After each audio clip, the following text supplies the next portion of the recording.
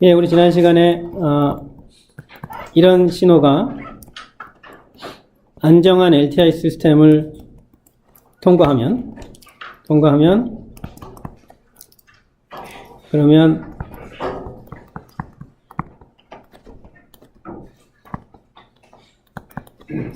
증명을 하지 않고 아이겐밸류 HJ 오메가가 잘 정의된다고 했어요. HJ 오메가는 이렇게 생겼죠.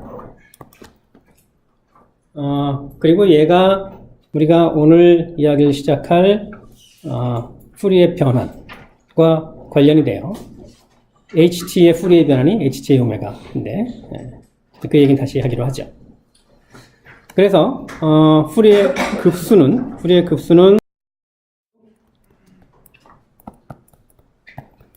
이렇게 생긴 주기신호에 관한 이야기인데, 그래서 얘가 안정한 시스템을 통과하고 나면 그러면 푸리의 급수 계수가 BK인 그런 주기신호가 나오고, 이때 BK는 AK에 HJK 오메가 제로를 곱한 게 나오죠. 그래서 요 HJ 오메가에서 오메가 대신에 K 오메가 제로 대입한 게 결국은 K차 고조파 성분을 시스템이 얼마나 잘 통과시키느냐에 관한 내용을 알려준다고 했습니다. 그래서 이제 이 시스템을 필터로 이해할 수 있다고 했죠. 같은 이야기를 이산 시간에 대해서 하면 이런 게 안정한 시스템을 거치면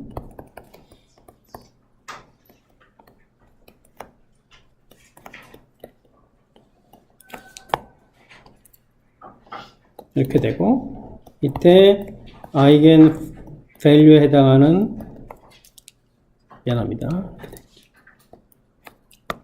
아이겐 밸류에 해당하는 exponential j 오메가는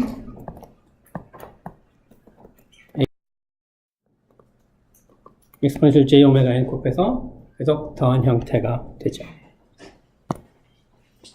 그래서 이게 이제 우리가 그 5장에서 정의할 이산시간 신호의 푸리의 변환과 관련이 돼요. HN의 푸리의 변환이 바로 그 H exponential j 오메가입니다. 그래서 이제 그 이산시간 주기 신호를 이런 식으로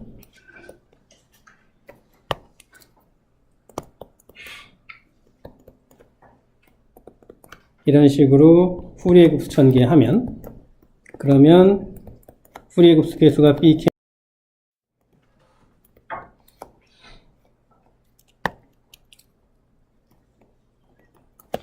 그런 주기 신호가 나오는데, 얘가 exponential j k 오메가 제로 생겨되는 거죠. 그래서 요 아이겐 밸류 exponential j 오메가에 오메가 대신에 k 오메가 제로 대입한 게 바로 이 LTI 시스템이 N차, K차 고조파 성분을 얼마나 잘 통과시키는지에 관한 내용을 알려준다고 했어요. 즉, 시스템을 필터로 이해하게 된 거죠. 지금 내가 연속시간 시스템과 이산시간 시스템을 나란히 이야기하고 있습니다. 마찬가지 방식으로 이해가 되죠. 그리고 이제 요 HJ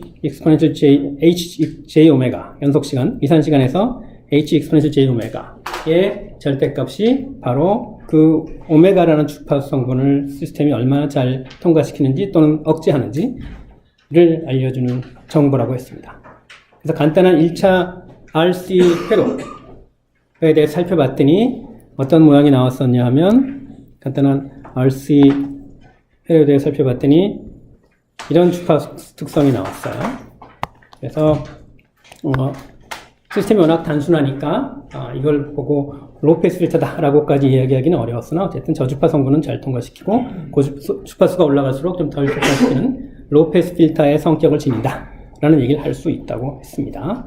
자, 이제 이산시간 필터에 관한 이야기를 간단히 예를 들고, 그리고 이제 대망의 푸리에 변환으로 넘어가도록 하죠.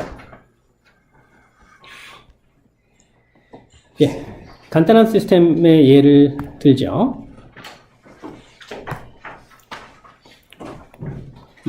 이거 이상 간단하긴 어려울 것 같습니다. A의 절대값이 1보다 작다는 건 이 시스템이 안정하다는 이야기겠죠. 일단 한번 해보죠.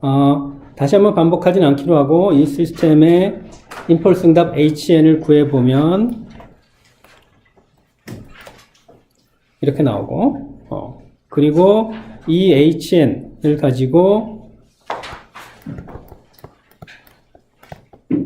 이런 식으로 아이겐 밸류를 구하면 밑에 있는 식처럼 나오게 되죠. HN은 AN제곱 곱하기 UN인데 n이 음수면 0이니까 0부터 더하면 되고, 그래서 보니까 A 곱하기 exponential 마이너스 J 오메가가 등비인 등비급수가 돼서 이거의 절대값, 곧 A 절대값이네요. 이게 1보다 작으면 그러면 1 마이너스 등비분의 1로 수렴하게 되겠죠. 그래서 1 마이너스 A exponential 마이너스 J 오메가분의 1이라는 그런 아이겐 밸류를 갖는다. 그런 프리퀀시 특성을 보여준다 라는 사실을 알 수 있죠. A의 절대값이 1보다 크거나 같으면 H exponential J 오메가는 존재하지 않겠죠. 수렴하지 않는 등비급수니까. 자, 이제 같은 얘기를 이렇게 할 수도 있어요. 이게 그 H exponential J 오메가라는 것은 이런 입력에 대한 아이겐 밸류예요. 따라서 이런 입력이 들어가면 H exponential J 오메가 곱하기 exponential J 오메가 n이 나와야 되겠죠. H가 뭔지 모른다 하더라도. 이제 이 X와 이 Y를 이 식에 대입해서 H를 구해 볼게요.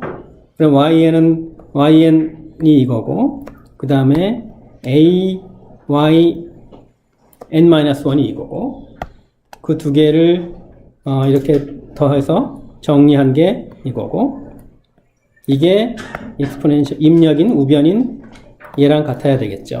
그래서 요 등식을 만족하는 H를 구하면 돼요. 이 H가 바로 위에서 구한 H랑 일치하겠죠. 그래서 HN을 구하고 HN의 이런 식의 변환을 해서 하는 것보다 더 간단한 방법으로 그 H exponential J 오메가를 구할 수 있었는데, 한 가지 조심해야 될 게 있다고 했죠. 연습증안에서 봤던 것처럼 이 두 번째 방법은 아이겐밸류가 존재한다는 전제 아래 구한 거예요. 그래서 아이겐밸류의 존재성을 별도로 확인을 해야 되는 거죠. 연속 시간에서 어떤 예를 든 적이 있냐 하면, 사실은 아이겐밸류가 존재하지 않는 그런 경우인데, 바로 여기 빨갛게 했다가 지운 거죠. 여기서 아이겐밸류가 존재하는 것처럼 보고 이렇게 두 번째 방법처럼 해가지고 구했더니 아이겐밸류가 정말 이렇게 존재하는 것처럼 나왔는데, 사실은 이 시스템의 임펄스 응답을 가지고 이런 계산을 하면 계산이 안 돼요. 존재하지 않는 거죠. 그래서 방법 2는 아이겐밸류가 존재한다는 전제 아래 하는 거고, 그 전제가 성립하지 않더라도 뭔가 계산은 해내요. 그런데 그 계산한 결과는 우리를 속일 수 있는 거죠. 그래서 방법 2는 좀 더 쉬워 보였으나, 그러나 이런 문제가 있을 수 있다. 쉬운 게 좋은 것만은 아닌 거죠. 어쨌든 요 간단한 시스템에 대해서 H exponential J 오메가를 구해봤습니다. 결과만 쓰면 이렇게 됐죠. 자, 이제 이거의 프리퀀시 특성을 한번 봅시다. 이거의 절대값과 평각은 어떤 의미가 있냐 하면, 정연파를 넣었을 때 그 정연파의 크기가 H의 절대값만큼 변하고, 평각은 H의 절대값만큼 또 평각도 바뀐다고 했죠. 위상차가 생기는 거죠. 근데 이제 위상차가 생기는 거는 그야말로 위상차만 생길 뿐이지 그 프리퀀시 성분을 증폭하거나 감소하는 건 아니니까 절대값만 보면 된다고 했어요.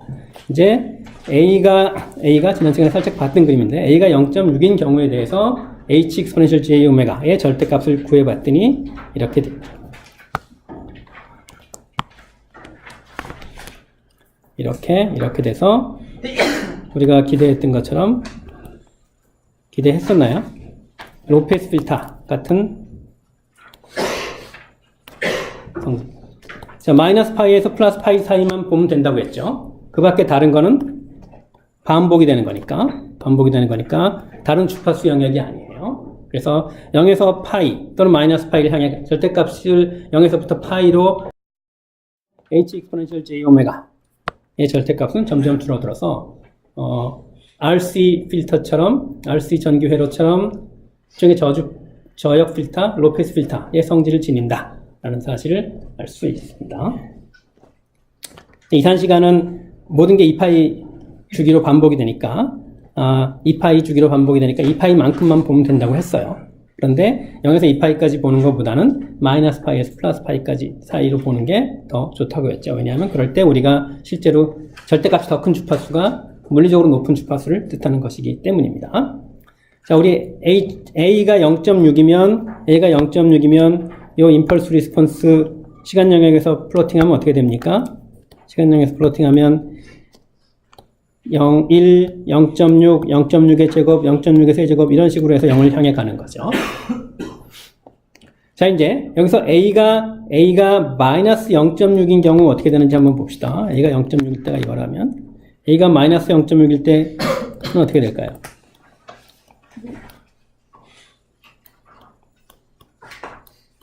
이렇게 돼가지고 대략 이어서 그리면 이렇게 진동하면서 0을 향해서 가는 특성이 나오겠죠. 그래서 임펄스 리스폰스가 막 진동을 해요.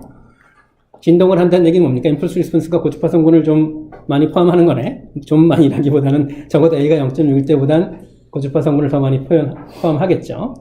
그래서 A가 마이너스 0.6일 때 이 그림을 그리면 어떤 일이 벌어질지 한번 그림을 보기 전에 상상을 해봅시다. 잠시 상상을 해보죠. 그리고 그림을 보겠습니다.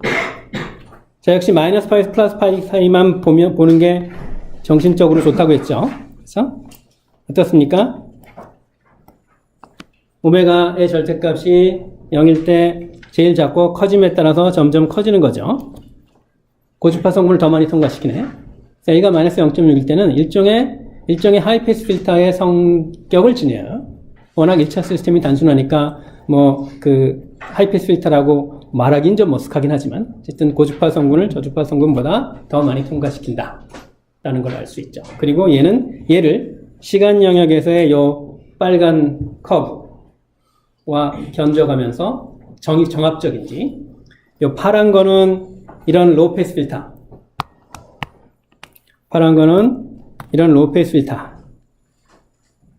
의 성질을 지니고, 빨간 거는 파란 것도 다시 그릴까요?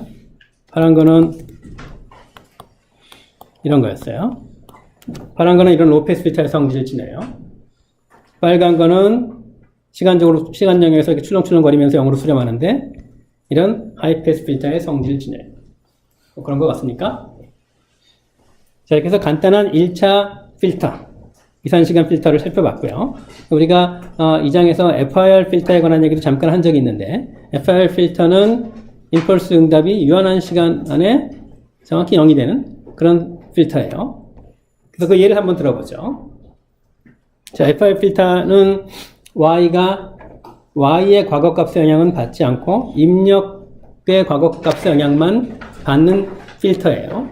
그런데 여기서 이 신호에서 n이 시간이 아니라 공간이라고 생각하면 코절하지 않은 필터도 생각을 할 수 있겠죠.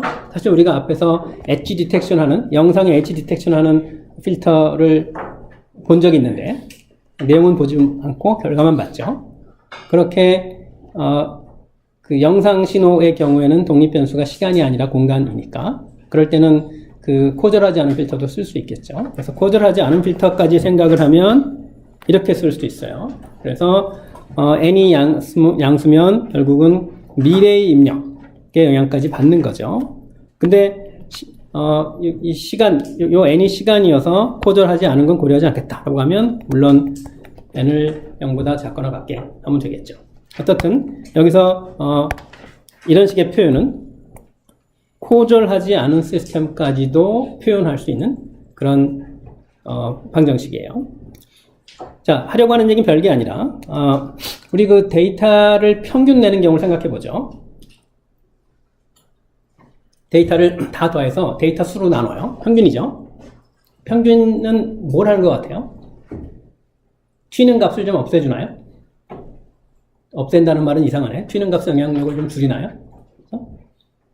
그 많은 데이터를 평균할수록 튀는 값의 영향을 더 많이 줄일 수 있겠지.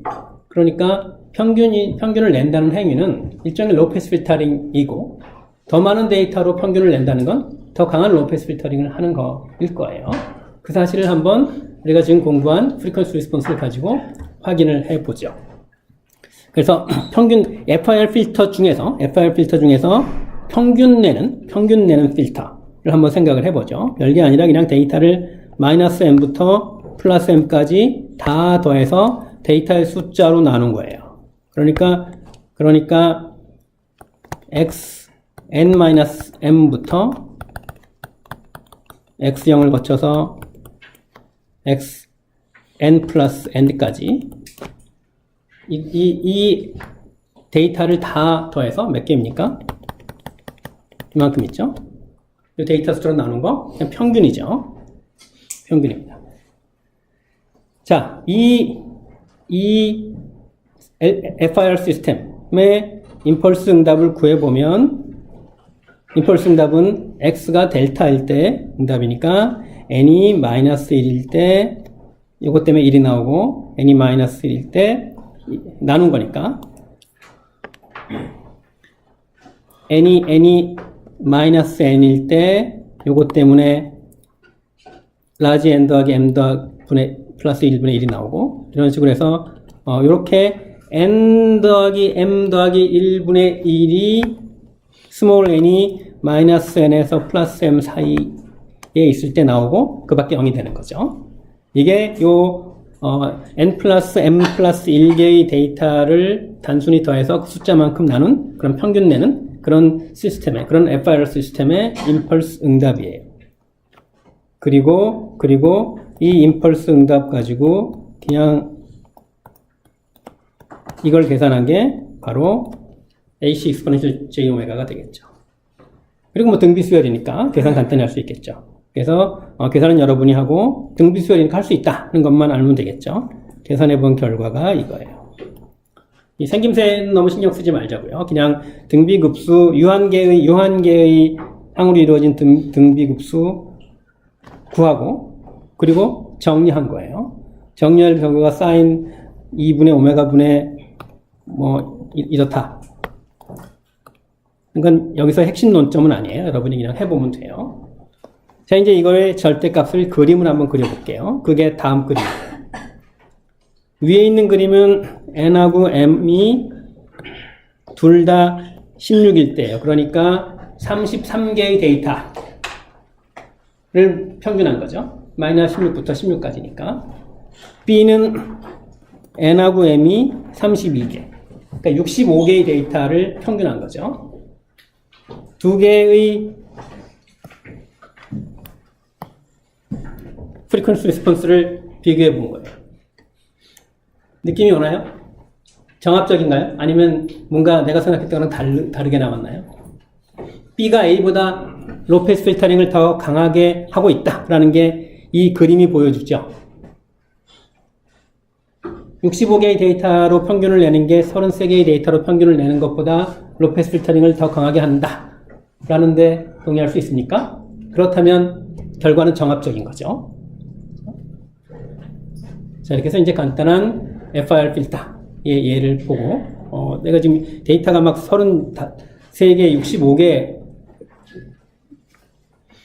데이터를 이야기하면서 간단하다라고 말을 하는 게 앞에서 이런 시스템하고 견주면 좀 이상하게 느껴질지 모르겠지만, 아무리 복잡해 보이는 FIR 시스템도 아무리 간단해 보이는 IIR 시스템보다 더 단순하다고 얘기를 했죠. 왜냐하면 FIR 시스템은 임펄스 응답이 항상 유한해요. 그래서 F가 들어가는 거죠. Finite Impulse Response 시스템이고, 이런 시스템은 출력이 자기의 과거값의 영향을 하나라도 받으면 그럼 IIR인 거죠. 그래서 내가 요 시스템보다 FIR 시스템이 더 간단하다라고 이야기를 하는 게 그런 이유 때문입니다. 어떻든 FIR 시스템의 예를 보고 그리고 우리가 시간 영역에서 그 미루어 짐작할 수 있었던 것과 정합적인 충돌하지 않는 모순되지 않는 그런 그림을 얻는 예를 한 가지 살펴봤습니다. 자, 한 가지만 더 볼게요. 우리 앞에서 그 엣지 디텍션 하는 필터를 그 근사화된 미분기라고 얘기를 했어요. 물론 이제 어떻게 근사화했는지는 그 알고리즘을 보지 않고는 얘기할 수 없는 거죠. 자, 이산시간에서 미분에 해당하는 차분은 어렵지 않게 만들어낼 수 있어요. 그냥 차분은 이거죠. 차분은 이거예요. 그리고 여기다가 아무 상수나 곱해도 돼요.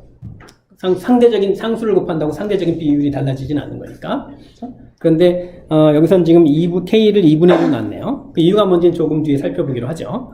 어쨌든 이 입력과 출력 사이의 관계가 이렇게 표현되는 시스템에 H를 구하고 그걸 가지고 다시 이렇게 아이겐밸류를 구해 보니까 2분의 1 exponential 마이너스 오메가가 나오더라.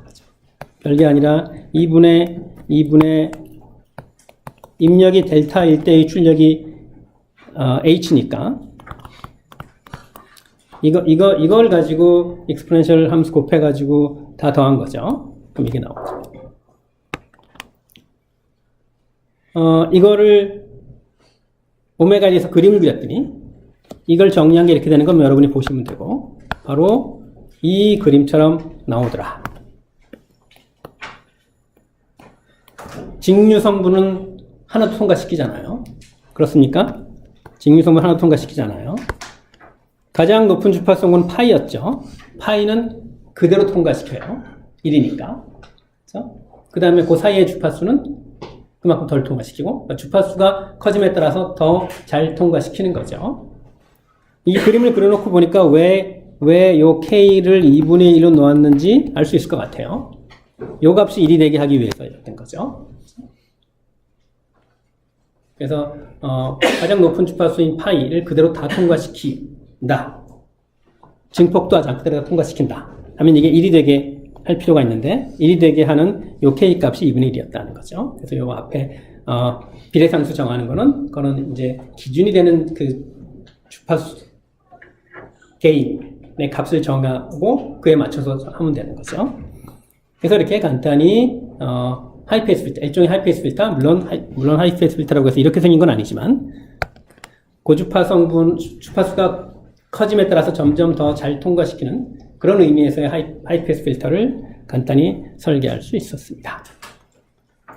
그래서 한번 여러분 아무 영상 데이터나 가지고 한번 이거 한번 해보세요. 그러면 우리가 앞에서 본 것처럼 엣지를 이렇게 잘 강조해주는 그런 그림을 만들어낼 수 있을 것 같아요. 어렵지 않게 해볼 수 있을 것 같아요. 데이터 가지고 한번 해보십시오.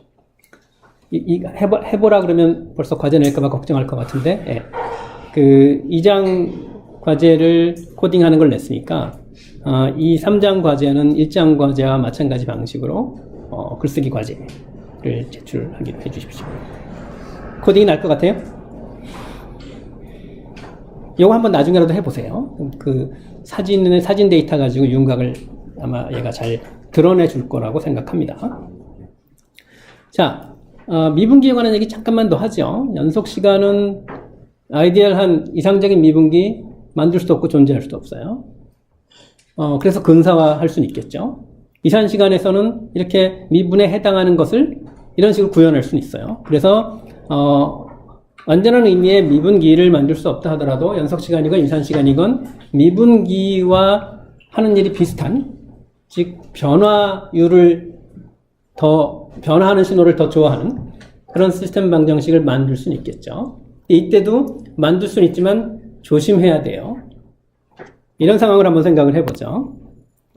이제 뭐 미분기든 뭐든 근사화된 미분기든 이산 시간에서 아까 같은 차분기든 그런 게 있다고 칩시다. 내가 이제 이거는 그냥 이제 근사화된 미분이에요. 근사화된 미분. 내가 이런 신호를 미분하고 싶어요. 이런 신호를 미분하고 싶은데 미분하고 싶어요. 그럼 이제 아마 이렇게 나올 거예요. 그런데 신호에 노이즈가 실렸어. 그래가지고 이렇게 되는 거예요. 그러면 어떻게 될 것 같아요? 아까 이 빨갛게 더해진 신호는 이렇게 0을 중심으로 진동하는 신호죠. 그럼 미분하면 어떻게 될 것 같아? 그럼 여기다 더하면 되겠지. 그림 그리기가 좀 어려운데 막 이렇게 될 것 같지 않아요? 그러니까 그 미분기는 만약에 저주파 성분이 많은 신호, 이런 신호 그리고 내가 저주파 성분이 많다 그러면 동의합니까? 거기에 이런 신호 그려놓고 내가 고주파 성분이 많다 그러면 동의합니까? 어쨌든 이 동의가 잘 안 되면 이제 4장까지 공부를 하고 나면 동의가 좀 잘 될 거예요. 어쨌든 저주파 성분이 지배적인 그런 신호에 고주파 성분이 많은 잡음을 얹어서 그래서 미분을 하면 신호보다 잡음이 훨씬 더 많이 증폭이 되겠죠. 그러니까 문제가 될 수 있어요. 보통 이제 우리가 외란과 잡음을 구별해서 말하기도 하는데, 잡음하면, 노이즈하면 되게 고주파 성분의 노이즈를 많이 상상을 해요. 고주파 성분의 노이즈. 그리고 물리적인 신호는 몇 차례 얘기한 바 있듯이 그 주파 성분이 주파수가 커감에 따라서 그 성분이 점점 줄어들어요.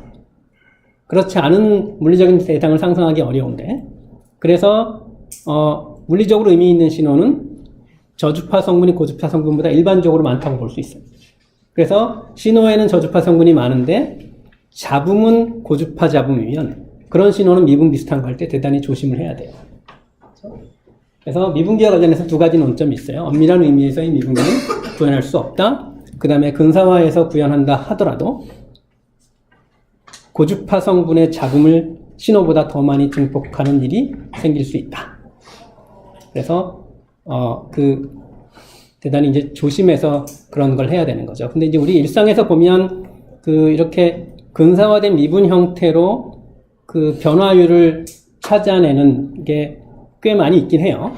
대표적인 게 GPS. GPS는 위치 정보를 가지고 속도를 추정해내죠. 인공위성에 있는 정보 가지고 알 수 있는 건 나의 현재 위치인 거죠. 나의 현재 위치를 왜 변화를 가지고 속도를 이제 추정해내는 거예요. 여러분 그 차에서 어떤 운전하면서 속도 스마트폰이 주는 속도를 본 적이 있을지 모르겠지만 대단히 정확하죠. 그렇죠? 그러니까 그거는 이 신호 처리를 아주 잘 해서 그런 거예요. 거기서도 별 생각하지 않고 그냥 위치 정보 가지고 빼서 시간 차이로 나누면 그 문제가 생길 수 있을 거예요.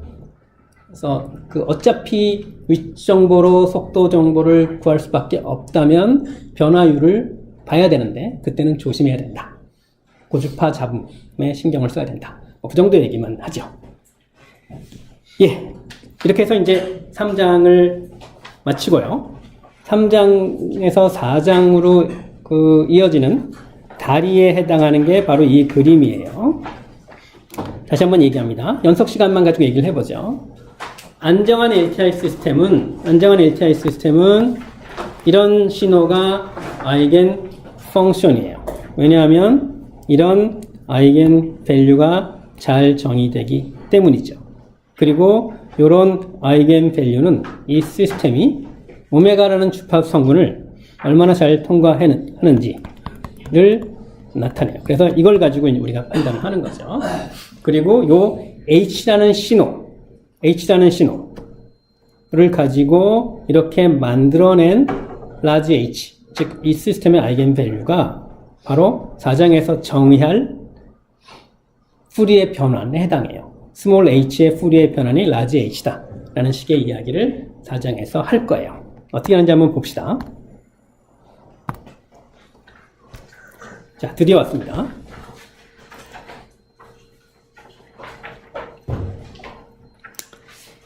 예, 그냥 바로 얘기 시작하죠. 우리가 앞에서 이런 주기 신호의 푸리에 급수를 구한 적이 있어요. 구한 적 있죠? 다시 한번 복습을 해보죠. 푸리에 급수 계수 AK는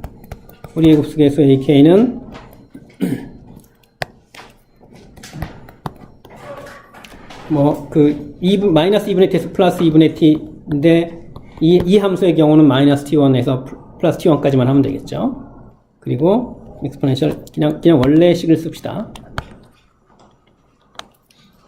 마이너스 2분의 t에서 플러스 2분의 t까지 xt exponential jk 오메가 0 t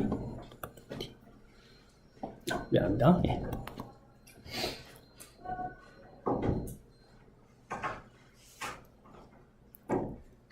그리고 x가 이렇게 생겼으면 이제 ak를 잘 정리할 수 있죠. 그리고 정리한 결과가 이래요. 앞에서 이야기한 바 있습니다. 그리고 그냥 여기 그 오른쪽 우변의 라지 t를 왼쪽으로 옮겨오면 마찬가지식인데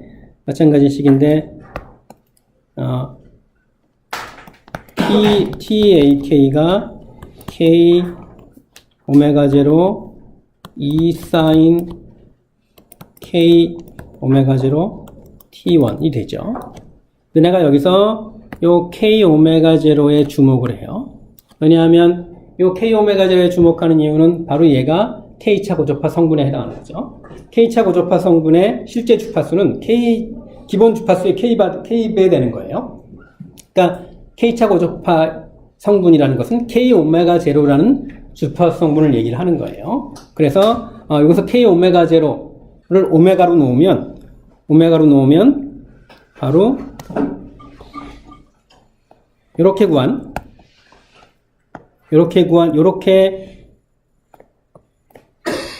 오메가의 함수로 놓은 것에서 오메가 대신에 k 오메가 0 대입한 거가 되는 거죠.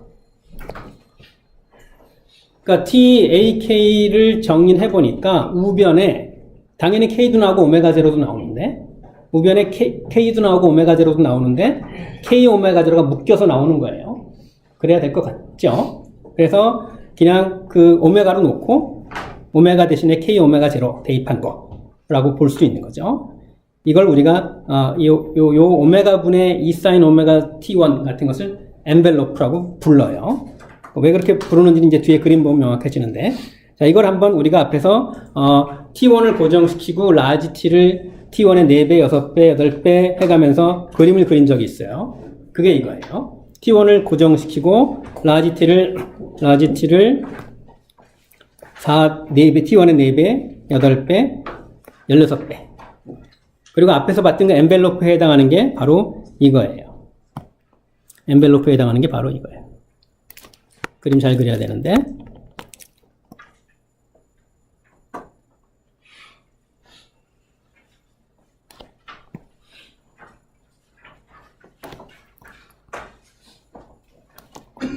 여기서는 그리기가 좀 쉽네요. 여기에 그 엔벨로프에 해당하는 거예요.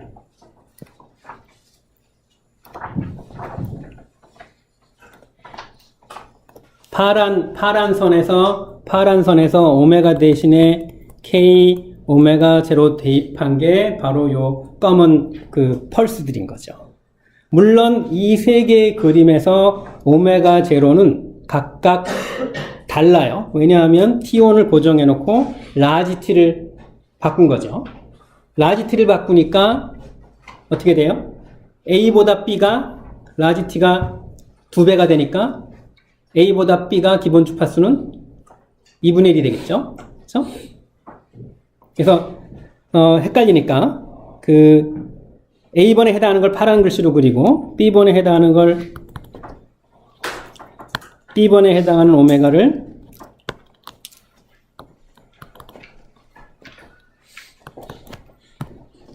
좀 웃기긴 한데 이렇게 표시하고 그 다음에 C번에 해당하는 오메가를 검은색으로 표시할게요. 그러면 빨간 오메가는 빨간 B가 A보다 라지 T가 주기가 2배가 되니까 기본 주파수는 2분의 1이 되겠죠. C에는 A번의 경우에 비해서 기본 주파수가 2분의 1이 되고, 그리고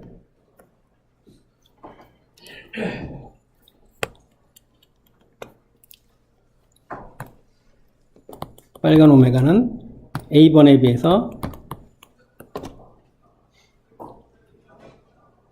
이렇게 되고, 그 다음에 C번은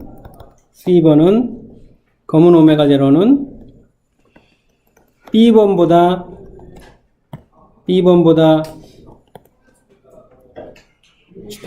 기본 주파수가 주기가 2배가 되니까 기본 주파수는 2분의 1로 줄죠. 그러니까 A번보다는 내가 색깔로 구별해서 오히려 여러분도 헷갈릴지 모르겠는데,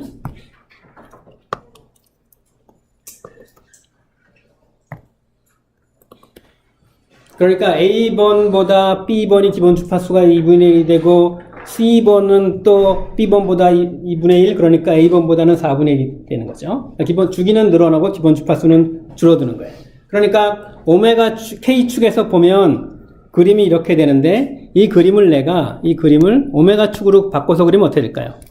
오메가 축으로 바꿔서 그리면. 즉, K 오메가 제로를 그리고, 여기서는 K 오메가 제로, 여기서는 또 K 오메가 제로. 그런데 오메가 제로의 값이 파란 거에서 빨간 걸로 갈 때 2분의 1, 또 빨간 거에서 검은 걸로 갈 때 2분의 1 이렇게 되는 거죠. 그래서 오메가 축에서 그리면 이 그림이 어떻게 달라지냐면 이렇게 달라질 거예요. 동의합니까? 그러니까 요 주파수를 보면 요 1차 고조파는 B번의 2차 고조파에 해당하는 거고, 그리고 C번엔 4차 고조파에 해당하는 거예요. 그리고 이거의 주파수는 물리적으로 같은 값이 되는 거죠. 그래서 이거를 K축이 아니라 오메가 축에서 그리면 이 세 가지 경우가 이렇게 되는 거죠. 다시 한번 봅니다. A번은 T가 4T1일 때, B번은 T가 8T1이어서 오메가 제로가 반으로 줄었을 때, C번은 또 T가 2배가 돼서 또 오메가 제로가 더 반으로 줄었을 때, 내가 이런 식으로 T를 계속 키워가면 어떻게 될 것 같아요? 점점 키워가면. 감히 이런 표현을 써볼까? 위의 그림은 파란 거는 이런 거였고, 빨간 거는 이런 거였고, 검은 거는 어떤 거였죠? 이런 거였죠? 이렇게 그러니까 점점 지저분해지네. 미안합니다. 자, 내가 라지트를 점점 키우면 어떻게 되죠? 이 펄스가 늘어나는 거죠. 급기야 라지티가 무한대라고 하면, 이상한 표현이네. 대충 합시다.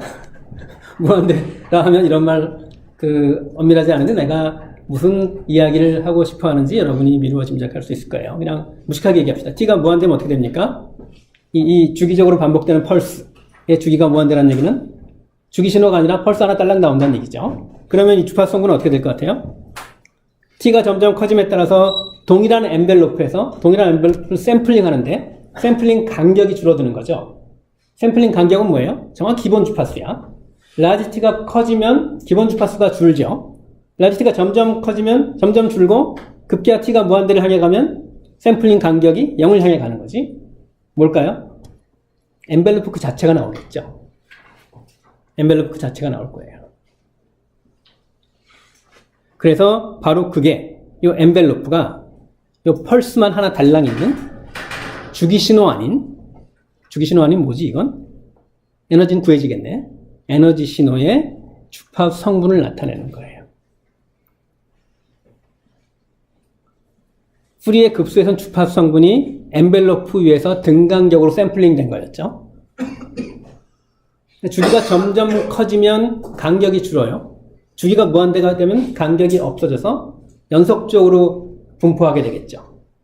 그 연속적인 분포는 다름 아니라 엔벨로프였어요. 그게 바로 주기신호 아닌 신호, 예컨대 이 펄스의 후리의 변환이다. 이렇게 정의를 하는 거예요. 자, 그 얘기 다시 할게요. 일반적인 층위에서 다시 하겠습니다. 자, 이제 우리에게 주어진 신호는 앞에서와는 달리 그냥 딸랑 펄스 같은 거예요. 좀 더 일반적으로 얘기하면 어떤 유한한 범위 안에서만 값이 있고 0이 아닌 값이 있고 그 유한한 구간을 벗어나면 그러면 0인 그런 신호를 생각을 해보죠. 그럼 그런 신호는 우리가 항상 한 주기 동안 자기랑 같은 주기 신호, 여기서 말하는 x 틸다를 생각할 수 있어요. 내가 주기를 잘 정하면 이게 2분의 t고 이게 마이너스 2분의 t예요.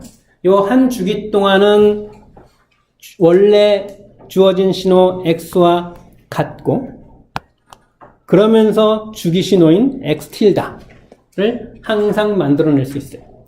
폭이 유한한 신호가 주어지면 그 신호와 한 주기 동안 일치하는 또 다른 주기 신호를 만들 수 있어요. 그 주기 신호를 x 틸다라고 부를게요. 자, 이제 x가 주어진 비주기 신호예요. 폭이 유한한 신호예요.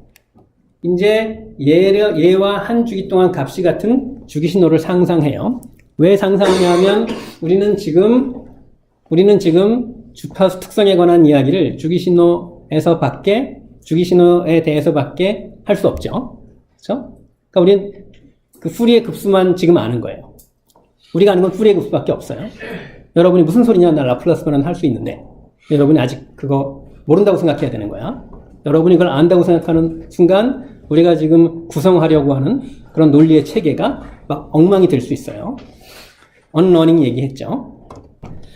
자, 주어진 신호는 x예요. 주기 신호 아니에요. 근데 폭이 유한하면 이렇게 한 주기 동안 자기랑 같은 주기 신호를 항상 만들 수 있어요.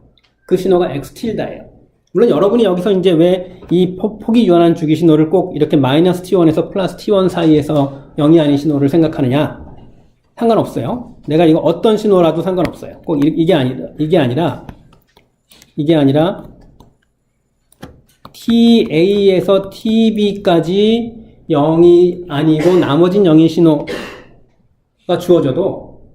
주어져도 마찬가지로 이렇게 한 주기 동안 값이 같은 그런 주기 신호 생각할 수 있겠죠. 그러니까 이 마이너스 T1 사이에서 0이 아니다 라고 해서 특별히 내가 일반성을 잃는 게 아닌 거예요. 이런 게 있다면 어떻게 하면 될까요? 만들면 되는 거죠. 그렇죠? TA, TB 그러면 뭐 이거는 요 t를 어떻게 정해야 어떻게 반복이 되는지 여러분 알 수 있겠죠. 그러니까 만들 수 있어요. 얘가 x면 얘가 x 틸다인 거예요. 그러니까 지금 내가 하고 싶은 얘기는 폭이 유한해서 한 주기 동안 자기랑 같은 주기 신호를 만들 수 있는 함수의 일반적인 모양은 아니지만 일반적인 모양은 이렇게 그릴 수 있겠지만 그렇다고 해서 이야기가 일반성을 잃는 이야기는 아니라는 거예요. 요거 가지고 진행을 해보죠. 주어진 신호는 마이너스 t1에서 플러스 t1 사이에서 0이 아닌 값이 있고 그 밖에 다른 데서 다 0인 그런 신호. 그러면 x 틸다를 만들 수 있고 x 틸다는 한 주기에서 x랑 같은 주기 신호예요. 그리고 얘는 굳이 말하면 이 주기를 어떻게 정해야 되냐 하면 되게 알 수 있겠죠. 요 값이 t-t1이니까 t-t1이 t1보다 커야 되니까 뭡니까? 요 t가 2t1보다만 크면 주기 신호가 되겠네요. 그럼 이제 그림으로 먼저 떠올릴 수 있고 그리고 이런 그림이 그려지게 하는 그런 t를 정하는 거 어렵지 않게 얘기할 수 있습니다. 어쨌든 x가 있으면 x 틸다라는 주기 신호를 만들 수 있고 x 틸다는 주기 신호니까 뭘 할 수 있어요? ফু리의 급수 전개를 할 수 있는 거죠. 그럼 x 틸다의 풀이의 급수를 구해요. 그 다음 어떻게 할 것 같아요? 이런 식으로 하지 않을까요? x 틸다의 풀이의 급수를 구해요. 그 다음에 x 틸다에서 t를 점점 키우면 x 틸다가 x로 간다고 하지 않을까요? 이런 그림처럼 되지 않을까요? 그런 상황이에요. 그래서 폭이 유한한 주기 신호를 주기가 무한대인, 잘못 얘기했습니다. 폭이 유한한 비주기 신호를 주기가 무한대인 주기 신호로 보겠다는 말과 마찬가지 얘기예요. 폭이 유한한 비주기 신호를 이런 식으로 한 주기 동안 자기랑 같은 주기 신호 x 틸다를 만들고 x 틸다의 주기 라지 t를 무한대로 보내면 그게 x가 될 테니까 폭이 유한한 비주기 신호를 주기가 무한대인 주기 신호로 보겠다. 그리고 주기 신호에 대한 풀이의 급수에 관한 이야기를 그대로 적용하겠다. 이런 흐름이에요. 이런 흐름을 통해서 우리는 주기 신호의 풀이의 급수에서 비주기 신호의 풀이의 변화를 유도할 거예요. 그런데 이게 깔끔하게 되려면 폭이 유한한 신호만 가지고 할 수 있어야 되겠죠. 그런데 폭이 유한한 신호란 사실은 대단히 제한적이어서 그런 신호만 다룬다는 것은 별로 쓸모가 없어요. 그래서 이야기가 어떻게 될 거냐 하면 폭이 유한한 신호에 관한 이야기를 에너지 신호에 관한 이야기로 확장을 할 거예요. 이런 식으로 해서 주기 신호에 관한 풀이의 급수에서 에너지 신호라는 비주기 신호의 풀이의 변환을 유도하는 게 4장의 논리적인 흐름이에요. 자, 봅시다. 이제 x 틸다의 풀이의 급수 전개를 해보죠. x 틸다의 풀이의 급수 전개 합니다. 자, x 틸다의 풀이의 급수 전개 계수 ak라고 하고, 물론 기본 주파수 오메가 제로는 t분의 2파이죠. 그러면 풀이의 급수 계수 ak는 이렇게 구할 수 있습니다. x 틸다 곱하기 exponential 마이너스 jk 오메가 제로 t dt. 그러면 적분. 한 주기 동안 적분하고 주기로 나누고. 자, 봅시다. 이게 이제 x 틸다의 풀이의 급수 계수 ak예요. 그런데 우리한테 원래 주어진 신호는 x 틸다가 아니라 주기 신호 x 틸다가 아니라 걔랑 그것의 한 주기에 해당하는 x죠. 그러니까 원래 관심 있는 신호가 x니까 이 식을 x 틸다 대신 x가 나오게 바꿔요. 전혀 어렵지 않지. 마이너스 2분의 t에서 2분의 t 사이에서는 그냥 x 틸다가 x니까 그냥 바로 여기서 마이너스 2분의 t에서 플러스 2분의 t까지 바로 그냥 x 틸다를 x로 바꿔요. 요 마이너스 2분의 t에서 플러스 2분의 t 사이에서는 x 틸다랑 x랑 똑같으니까 바꿔요. 바꾸고 나서 보니까 또 요 적분 구간 밖에서는 x가 0이야. 그러니까 적분 구간도 그냥 마이너스 무한대에서부터 플러스 무한대까지 적분해도 되겠네. 그래서 이렇게 x 틸다의 풀이의 급수 계수를 x 틸다가 아니라 x의 함수로 표시를 했어요. 그리고 우리 엔벨로프 개념을 쓰는 거니까 얘를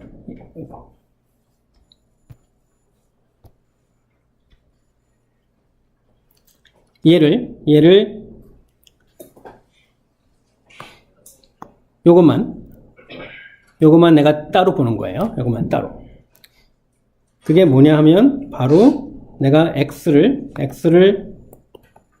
요렇게 놓고 요 오메가 대신에 k 오메가 제로 대입한 거죠. 그렇죠? 그래서 여기서 오메가 대신에 k 오메가 제로 대입한 거예요. 그 내가 요 아래 빨간 박스에 있는 것을 라지 x j 오메가라고 놓으면 라지 x j 오메가에서 오메가 대신에 k 오메가 제로 대입하고 그리고 나서 라지 t로 나눈 게 바로 ak가 되는 거죠. 그리고 요 라지 x j 오메가가 바로 엔벨로프에 해당한다라는 것을 여러분이 짐작할 수 있을 거예요. 왜냐하면 풀이의 급수 계수란 엔벨로프 위에서 오메가 제로 간격으로 샘플링을 한 거니까.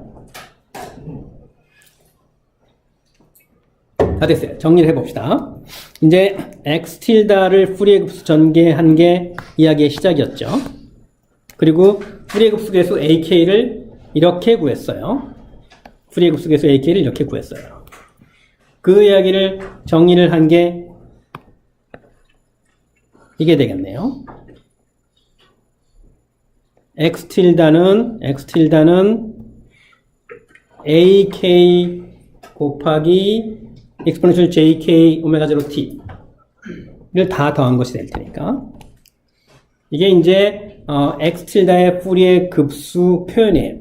그리고 다만 ak 푸리에 급수 계수 ak를 x 틸다가 아니라 x가 나오게 한 거죠. 원래 주어진 신호 x가 나오게. 예, 이제 이 식에서 라지 t가 무한대로 가면 요 x 틸다가 x로 갈 거다. 그렇게 되면 이제 스몰 x에서 라지 x 만들고 다시 그 라지 x에서 스몰 x 만드는 x와 라지 x의 관계가 구성이 될 거다라는 거죠.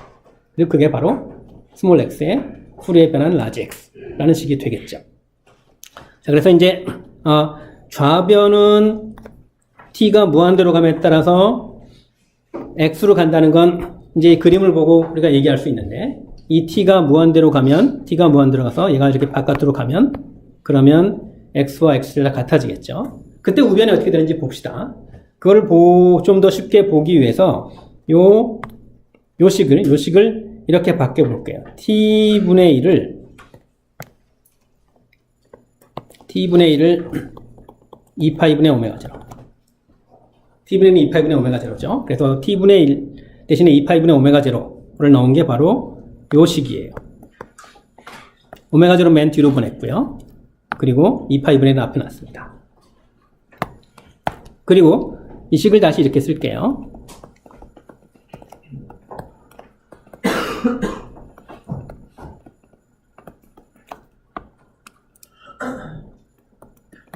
여기서 요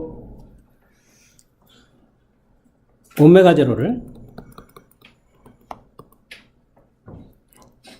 가리는데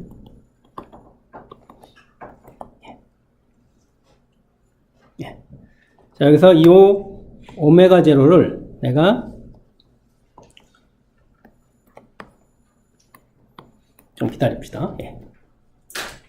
이 오메가 제로를 k 플러스 1 오메가 제로 마이너스 k 오메가 제로로 썼어요. 오메가 제로 간단한 걸 왜 이렇게 복잡하게 썼을까요? 자, 여기서 내가 이제 라지 t가 무한대로 가면 어떻게 돼요? 오메가 제로는 0으로 가죠. 그럼 k 플러스 1 오메가 제로 마이너스 k 오메가 제로는 어떻게 될 것 같아요? 폭이 점점 줄어서 적분의 d 오메가 같은 식이 되겠죠.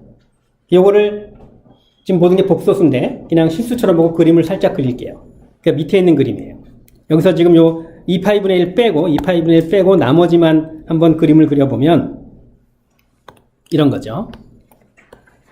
자, 내가 오메가를 k 플러스 1 오메가 제로 빼기 k 오메가 제로로 빨갛게 쓰고 그거를 여기다가 이제 쓴 거예요.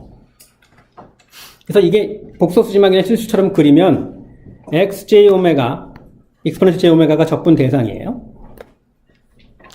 근데 k 오메가 제로일 때 값을 보면 이거예요.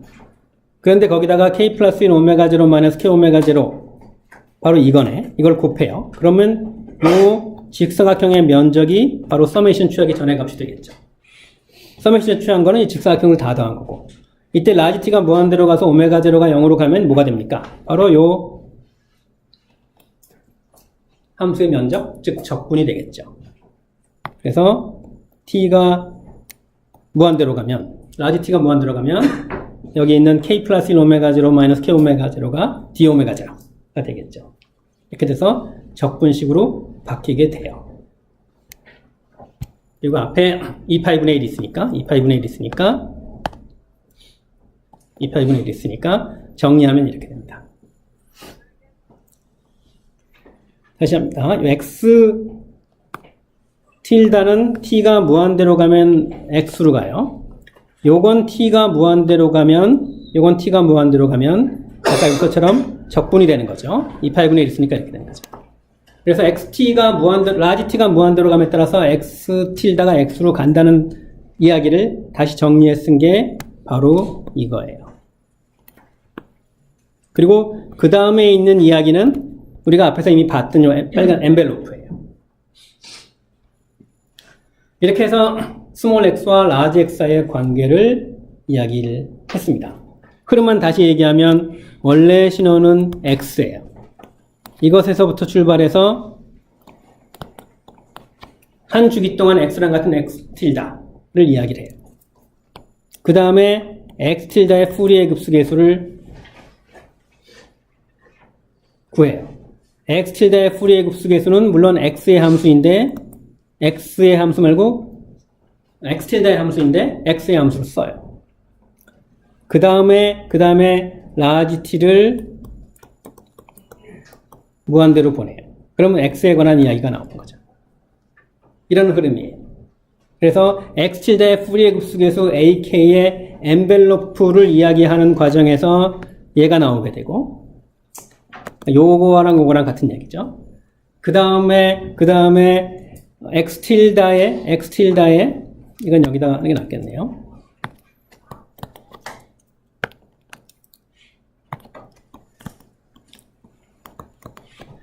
라지 t가 무한대로 감에 따라서 x tilda가 x로 간다는 사실 가지고 만들어낸 게 바로 이거죠.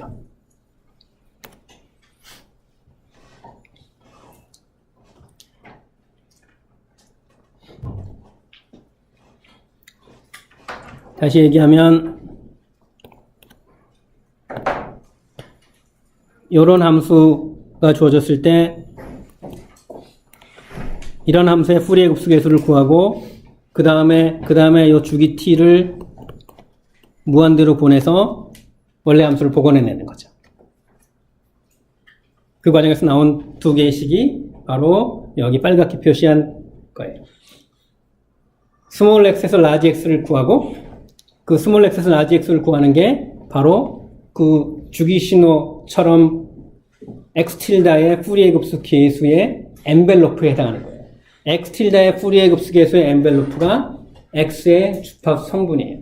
주기 신호에서는 주파수 성분이 오메가조의 정수배에 해당하는 것만큼 드문드문 있었는데 비주기 신호는 연속적으로 분포하는 거죠. 주기 신호의 주파수 성분은 기본파의 정수배에 해당하는 것들만 존재해요. 비주기 에너지 신호의 주파수 성분은 연속적으로 주파수 성분을 갖게 돼요. 그게 바로 엔벨로프인 거죠.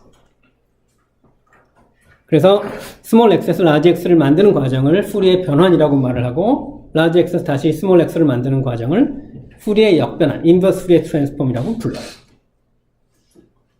그리고 이렇게 이제 푸리의 변환을 드디어 공식적으로 정의하고 나니까 우리가 앞에서 봤던 hj 오메가가 다른 게 아니라 ht의 푸리의 변환이다 라는 사실을 알 수 있죠. 그래서 이야기가 이렇게 정리가 됐어요.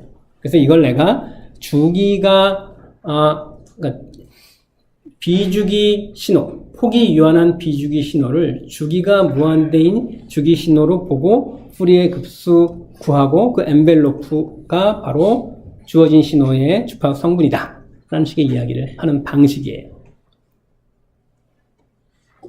폭이 유한한 에너지 신호는 주기가 무한대인 주기 신호로 볼 수 있으니까. 끝. 한 번만 더 그릴게요.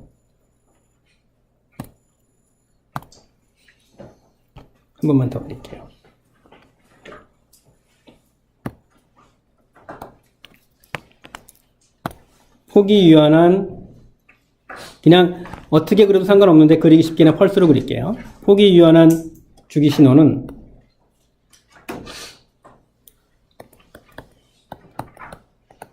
주기가 무한대인 주기 신호로 볼 수 있는 거예요. 그러면 이제 이런 관계가 예쁘게 잘 성립해요. 스몰 x, 라지 x를 만드는 푸리의 변환과 라지 x, 스몰 x를 만드는 푸리의 역변환. 잘 성립해요. 그런데 이런 건 어떻게 되냐, 이런 거. 이게 에너지 신호이긴 한데 폭이 유한한 범위에서만 0이 아닌 값을 갖는 그런 신호는 아니야.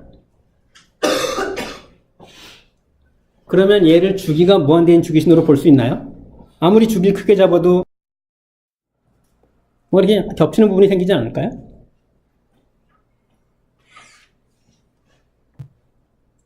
그러니까 에너지 신호를 주기가 무한대인 주기 신호로 본다는 건 유한한 범위에서만 0이 아닌 값을 갖는 신호에 대해서만 엄밀하게 할 수 있는 이야기예요. 그래서 조금 더 가야 할 길이 있어요. 그 길을 어떻게 가냐 하면 이렇게 갈 거예요. 일단 에너지 신호, 이 관계식을 유도한 과정과 이 관계식의 적용을 잠깐 분리를 해보죠. 이 관계식을 유도한 과정은 분명히 이렇게 폭이 유한한 신호였어요. 그런데 이렇게 해서 이런 신호에 대해서 얻은 이 관계식을 폭이 유한하지 않은 그런 에너지 신호에 한번 적용해보자. 그리고 어떤 일이 벌어지는지 보자. 그래서 혹시 폭이 유한한 그런 에너지 신호가 아닌데 그냥 폭이 유한하지 않은 에너지 t가 무한대로 가면서 0으로 수렴하지만 x가 0이 딱 유한한 시간 내에 되는 그런 신호는 아닌 그런 신호 x를 가지고 이걸 한번 계산을 해봐. 그래가지고 라지 x를 구해. 그렇게 구한 라지 x를 가지고 한번 계산을 해봐. 그랬더니 얘가 스몰 x랑 같아져. 혹시 그럴 수 있지 않을까? 기대를 하는 거죠. 유도 과정은 폭이 유한한 신호에 대해서 했지만 적용은 폭이 유한하지 않은 에너지 신호로 확장할 수 있을 거다. 이런 식으로 이야기를. 자, 그냥 이 아래식은 그냥 써요. 주어진 x 가지고 라지 x를 구해. 그런데 물론 마이너스 무한대에서 플러스 무한대까지 접근하는 거니까 존재하지 않을 수 있죠. 그렇죠? 근데 구했더니 존재해. 좋은 일이죠. 그러면 라지 x를 구하고 나면 이 라지 x를 가지고 이 위식의 우변을 구할 수도 있겠지. 그 위식의 우변은 당연히 x랑 똑같진 않아요. 왜냐하면 이 관계식은 지금 어떤 전제 아래 얻었는지 우리가 아니까. 그 전제가 깨진 상황을 생각하는 거야. 그래서 어쨌든 x 가지고 라지 x 구했더니 운 좋게도 라지 x가 존재했어. 그리고 라지 x 가지고 또 위식의 우변을 구한 결과가 x는 아니니까 x 햇이라고 놓겠어요. 이랬을 때 x 햇이 x랑 특정한 관점에서 같다라고 말할 수 있으면 그러면 이야기가 잘 되는 거죠. 근데 두 함수가 특정한 관점에서 같다? 특정한 관점이라는 모호한 표현을 썼는데 이런 얘기를 하는 이유는 바로 3장에서 풀이의 급수 존재 조건을 이야기를 할 때 했던 이야기예요. 두 함수가 같다? 두 함수의 거리가 0이다? 두 함수의 거리가 0이다 하라는 얘기는 함수의 거리를 정의를 어떻게 하느냐에 따라서 달라질 수 있는 거죠. 우리는 거리를 어떻게 정의를 3장에서 했었냐 하면 뺀 거의 절대값의 제곱의 적분. 내 루트는 에너지가 거리의 제곱이면 루트를 씌우는 거고, 어쨌든, 루트를 씌우느냐, 아니냐. 그냥 에너지만 따지냐, 아니냐는 건, 거리가 0이다, 아니다라는 걸 얘기할 때는 전혀 논점이 아니니까. 3장에서 우리가 두 함수의 거리를 잴 때 차이의 에너지를 가지고 얘기를 했어요. 파워였지, 파워였는데, 한 주기만 보는 거니까. 한 주기 동안의 에너지 가지고 얘기한 거나 마찬가지죠. 그러니까 우리는 지금 이야기를 풀이의 급수, 주기신의 풀이의 급수에 관한 이야기를 일반화하는 거니까 그때 출발점이 함수의 거리를 두 함수의 차이의 에너지로 봤으면 여기서도 그렇게 해야 되겠죠. 그래서 두 함수 사이의 차이의 에너지가 만약에 0이 되면 그러면 두 함수 같다 라고 말할 수 있다는 거죠. 그래서 이야기가 어떻게 진행되기를 기대하냐 하면 x 가지고 라지 x 구해. 그 라지 x 가지고 x 햇 구해. 그리고 이 x햇과 x의 거리가 0이야. 그러면 된다는 얘기죠. x햇과 x의 거리가 0이면 그러면 그게 의미하는 거는 바로 이런 거죠. 물론 이게 그 x와 x햇이 같다는 이야기는 아닌 거죠. 물론 이 경우는 성립하는 거지만 이 경우 성립하지 않을 수 있죠. 근데 우리가 두 함수의 거리가 0이면 두 함수의 차이가 없다라는 식으로 생각을 하면 그러면 x나 x햇이나 같은 의미가 있다라고 볼 수 있겠죠. 네, 이런 이야기를 할 수 있으면 우리는 이제 이 식을 폭이 유한한 신호뿐만 아니라 좀 더 넓은 폭이 유한하지 않은 넓은 범위의 신호에 대해서도 정의할 수 있게 되는 거예요. 그리고 그렇게 이야기할 수 있는 두 가지 조건을 이야기하고 있어요. 하나만 오늘 이야기를 하죠. 하나만 오늘 이야기하고 나머지는 다음 시간에 이어서 따져보기로 하죠. 어떤 조건이 만족하면 이렇게 우리가 기대하는 일이 벌어지냐 하면 이런 조건이 만족하면 그렇대요. X가 에너지 신호면 이 그림에서처럼 X가 에너지 신호면 X 가지고 라지 X 만들 수 있고 라지 X 가지고 XN 만들 수 있고 X햇과 X 사이의 거리가 이 관점에서 0이다. 그래서 그냥 이렇게 쓴다는 얘기예요. 그래서 엄밀하게는 이렇게 돼야 되지만 이거를 이렇게 쓸 수 있습니다. 이런 식으로 에너지 신호의 풀이의 변환을 정의를 해요. 에너지 신호는 반드시 폭이 유한한 그런 비주기 신호는 아니지만 에너지 신호를 폭이 유한한 에너지 신호를 주기가 무한대인 비주기 신호로 본다는 것은 먼저 폭이 유한한 신호를 가지고 논리를 전개한 다음에 폭이 유한하지 않은 신호로 확장하는 방식으로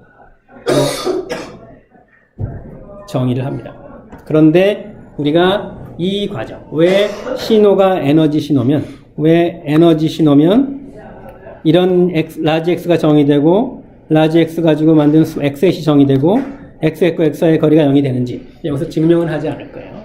왜냐하면 이 증명의 층위는 우리가 풀이의 급수가 존재하기 위한 충분 조건의 디리클레이 조건 이야기한 거 있죠. 그거랑 같은 그 수준의 문제예요. 그러니까 이제 이야기하려면 할 수 있는데 거기까지 하면 이야기가 너무 깊어지니까 일단 이런 논리적인 흐름만 이해하는 걸로 어떤 논점이 있는지만 이야기하는 걸로 마치도록 하죠. 이렇게 해서 오늘 풀이의 에너지 신호의 풀이의 변환을 정의를 했습니다. 어떤 부분을 증명하지 않았는지 여러분이 기억을 하시고요. 마치겠습니다.